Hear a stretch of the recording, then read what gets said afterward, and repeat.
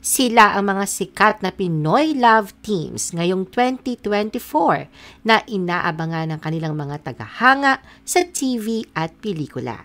The Philippine Showbiz List presents pinakasikat na Pinoy love teams ng 2024. KD Lex. Ang KD Lex, ang tawag sa on-screen partnership na KD Estrada at Alexa Ilacad, ay isa sa mga pinakasikat na tambalan ngayon. Bagamat hindi pa talaga naglalabas ng tunay na estado ng kanilang relasyon, ibinahagi ni KD sa isang panayam noong nakaraang taon na nangliligaw siyang 2 taon na kay Alexa mula nang ipares sila. Noong December, ang love team na KD Lex ang lead sa kanilang international movie debut na Toss Coin sa ilalim ng direksyon ng award-winning director na si Cathy Garcia Sampana. Si Alexa at KD din ang itinanghal bilang Star Magical Prom Queen at King noong March 14 sa Star Magical Prom 2024. Fran Seth. Kilalang-kilala bilang Fran Seth ng kanilang mga tagahanga, mabilis na naging paboritong love team sina Francine Diaz at Seth Fedelin sa larangan ng showbiz. Bagamat hindi pa nila kinukumpirma ang kanilang official na relationship, hindi sila mahihiyang ipakita ang pagmamahalan nila sa isa't isa sa loob at labas ng screen. Nilinaw ni Francine na ang love team up nila ni Seth ay patuloy na buhay sa kabila ng kanilang mga solo project. Ang upcoming song ni Francine kasama ang Korean superstar si Soo In-guk na may pamagat na My Love ay isa lamang sa mga kasama sa mga solo project niya. Ang kanilang desisyon na subukan ang mga solo project habang iniingatan ang kanilang dynamic bilang love team ay isang matapang na hakbang na tumagos sa mga tagahanga sa buong mundo. Snoreen. Tunay ngang dumarami ang mga kinikilig sa tambalan ng kapamilya stars na sina Maris Racal at Anthony Jennings o mas kilala bilang Snoreen. Sa palabas na Can't Buy Me Love, sina Maris at Anthony ang gumaganap bilang sina Irene at Snoop. Para sa sino man na may TV, nag-stream na kanilang content o nagtatagal sa social media, mahirap hindi makita ang mga viral na video clips ng isang mayamang Inglesera na nagsasalita ng Filipino-Chinese na madalas na nagtutuksoan ng mga biro kasama ang isang tisoy na street smart guy. Maaari silang mag-away tungkol sa maraming bagay, ngunit ang pinakakaraniwang tagpo ay ang nakakatawang eksena na may kinalaman sa dumi ng tao. Umaasa ang mga tagahanga ng Snoreen na sana'y bigyan ng proyekto sina Maris at Anthony at naging sagot sa dasal na ito na mag-post si Maris ng larawan na tila isang pagpupulong para sa isang pelikula na kanilang gagawin.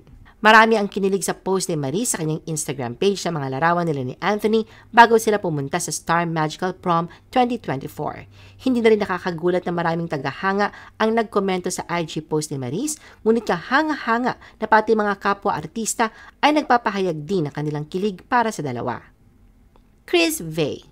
Nagpahayag na kanilang kagustuhang magtrabaho bilang isang love team ang mga kapamilya stars na Chris Taa at Harvey Bautista matapos silang ipares sa bagong kapamilya Gen Z series na Zoomers. Sa isang media conference noong January, ibinahagi ng dalawang rising kapamilya stars kung paano nila gustong subukan ang pagiging bahagi ng isang magandang tambalan. Sina Chris at Harvey ay gaganap bilang sila Hope at Jigs na parehong nagiging love interest ng isa't isa.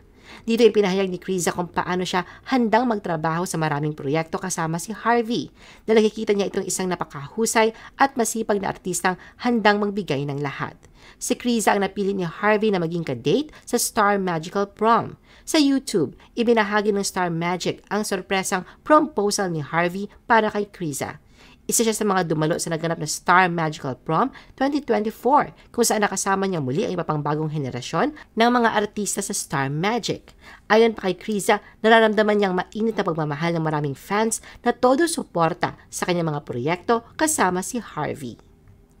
Kim Pao. Ang weird pero salamat. Yan ang sabi ni Kim Chu bilang reaksyon sa mga komento mula sa mga netizen na nagtatangkang i-match siya romantically kasama ang kanyang on-screen partner na si Paolo Avellino. Lalo na ngayong sila ay nagpo-promote ng kanilang bagong serye na What's Wrong with Secretary Kim.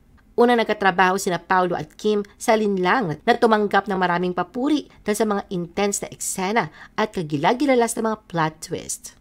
Nagpapakilig naman sila ngayon sa Pinoy adaptation ng K-drama series na What's Wrong with Secretary Kim.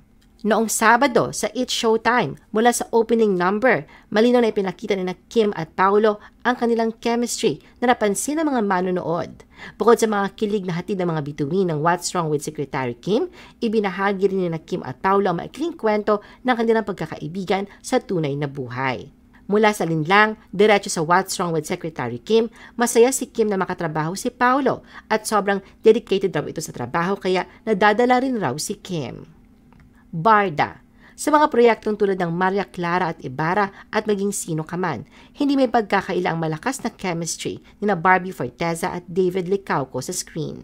Sa isang panayam kasama mga miyembro ng media, sinabi ni Barbie na kanilang relasyon sa screen ni David ay nag-iba na at naging mas malalim kaysa sa kanilang love team. Inamin ni Barbie na noong simula ng kanilang love team, minsan siyang nagtaka kung paano magiging epektibo ang kanilang samahan ni David. Ngunit ngayon, okay na ang lahat. Nilubos na nilang nakikilala ang isa't isa. Ayon pa kay Barbie, sila ay umabot na sa puntong alam na nila ang mga lakas at kahinaan ng bawat isa at ang kanilang mga prioridad bilang isang love team. Samang-ayon naman si David na si Barbie lamang ang aktres na malapit sa kanya sa industriya ng showbiz at ipinahayag kung gaano niya pinahahalagahan ang kanyang on-screen partner. Mayroon ding paparating na pelikula ang Barda, ang That Kind of Love. At sa darating na Abril ay lilipad ang Team Barda sa Canada upang mag-perform sa mga shows. Team Jolly. Magsasama muli ang Kapuso stars na sina Sofia Pablo at Allen Ansay para sa isa pang kilig project. Silang dalawa ang magiging bida sa Mystery Girl, ang ikatlong bahagi ng Sparkle Kilig series. Tinatawag na Team Jolly ang kanilang love team na dati may bansag na Alfia. Dahil sa kanilang mga fans na sumusuporta sa kanila, natawag sa kanila ay Jolly Boy at Jolly Girl kaya naging Team Jolly ang kanilang tambalan. Ayon kay Allen, nakilala bilang next generation leading man, tunay na pangarap niya na makatrabaho si Sofia na matagal na niyang kinikilalang crush. Masaya rin ang dalawa sa mga positibong puna na kanilang natatanggap para sa kanilang primetime series na Love is Caught in His Arms. Kamakailan, nagbahagi sina Sofia at Allen ng kanilang mga revelasyon sa Fast Talk with Boy Abunda kung saan inamin ni Allen na crush na niya si Sofia noon pa man bago sila mag-artista. Noong Valentine's Day, nagkasama ang dalawa sa isang concert. Sa ngayon, nag-aayos si Sofia para sa kanyang debut party dahil magse-celebrate siya ng kanyang 18th birthday sa Abril. Sila rin ay kasama sa weekend comedy series na Open 24/7 kasama sina Bossing Vic Soto at Maha Salvador. Don Bell. Lumabas na ang Don Bell sa parehong proyekto noong 2018 sa daytime series na Playhouse. Ngunit sa 2020 movie na James and Pat and Dave lamang sila nagkaroon ng pagkakataon na magkasama sa screen.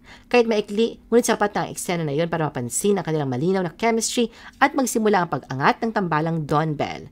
Sinikap nila Donnie at Bell na bumida sa teen drama series na He's Into Her noong 2021. Ang kanilang unang tambalan ay talagang isang malaking tagumpay, kaya't binigyan sila agad ng kanilang unang full-length movie, ang Love is Colorblind, na ipinalabas din noong parehong taon sa iba't ibang digital platforms. Pagkatapos ng ikalawang season ng He's Into Her noong 2022, patuloy na nagsama sina Don Bell sa isa pang pelikula, ang An Inconvenient Love, na nagtulak sa pagbabalik ng Star Cinema sa mga sinihan. Ito ang nagwagi sa kategoryang Best Asian Feature Film Telemovie sa Contest Asia Awards noong August 2023. At noong nakaraang taon hanggang ngayon, sina Donnie at Bell ay top billed sa kanilang unang teleserye na magkasama, ang Can't Buy Me Love. I-post ang inyong comments at reaction sa baba. At huwag kalimutan na i-like at i-share ang video na ito. Gusto mo pa ba ng ibang showbiz videos? Panoorin ang aming iba pang top viewed videos. Para sa aming mga YouTube viewers, pumunta lang sa description ng video na ito o i-click ang link sa itaas ng screen. Para naman sa mga Facebook viewers, ay maaari ninyong hanapin ang mga link sa comment section ng video.